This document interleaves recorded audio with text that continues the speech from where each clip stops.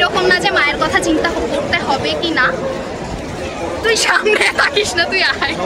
আচ্ছা আপনাকে গেলে সাহস পাবে।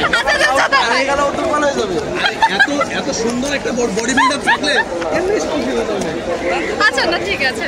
আচ্ছা আচ্ছা, যেটা বলছিলেন যে মায়ের ব্যাপারটা কি যেন বলছিলেন? না, মার ব্যাপারটা বললাম যে মানে আমার মা আমার স্কুলে ছিলেন গভর্নিং বডির সদস্য হিসেবে, কলেজে মা টিচার ছিল। তো ইনফ্যাক্ট ও আমার যে ফ্রেন্ড আসছে ও আমার মায়েরই স্টুডেন্ট। তো সবাই একটু ভয়ে ভয়ে থাকতো, এটাই। আর প্রেম টেম নিয়ে ওসব নিয়ে ভাবছি না ভাই, মেলা চাই না ওসব অনেক বড় দায়িত্ব। আপাতত একটু ক্যারিয়ার ফোকাসড হয়ে আছি। এই মেডিকেলে ছেলেবেলাদের প্রেম করার সময় হয় না ভাই। সিঙ্গেল আছেন, মিঙ্গেল চান না? আপনার কাছে কি মনে হয় মেয়েদের বিয়ের বয়স কোনটা পারফেক্ট? বিয়ের বয়স পারফেক্ট হওয়ার থেকে একজন মেয়ে যখন মনে করবে আমি স্বাবলম্বী বা সেলফ ডিপেন্ডেন্ট, তখন তার বিয়েটা যাওয়া উচিত। এটা আমি আমার পার্সপেক্টিভ থেকে বলছি।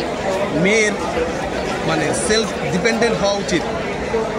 সেলফ ডিপেন্ডেন্ট আমি বলতে চাইছি যে উশৃঙ্খল হয়ে গেল, যা খুশি তাই করে বেড়ালো, সেটা সেলফ ডিপেন্ডেন্স নয় আমার কাছে। ফাইন্যান্সিয়ালভাবে সে ডিপেন্ডেন্ট, সে তার ফ্যামিলিকে ধরে রাখতে পারে, দায়িত্ববোধ আশা। আপনি কোন জেলা থেকে এসেছেন? রাজশাহী। রাজশাহীর যে ভাষা, এই ভাষা বলতে পারবেন?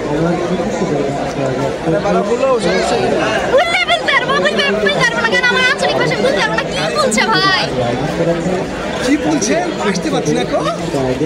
এইভাবে বলবেন। আচ্ছা আমি বলছি আপনাকে, আমার সাথে তুই হুশ করে কথা বলিস, তা নাহলে কিন্তু তোরে খুব আলবাম। এই কথাটা রাজশাহী ভাষা বলবেন। হ্যাঁ, ছিঁড়ে নিব, ফাইরে নিব। যে কি বলছে মামা ব্যাঠা, কি বলছো?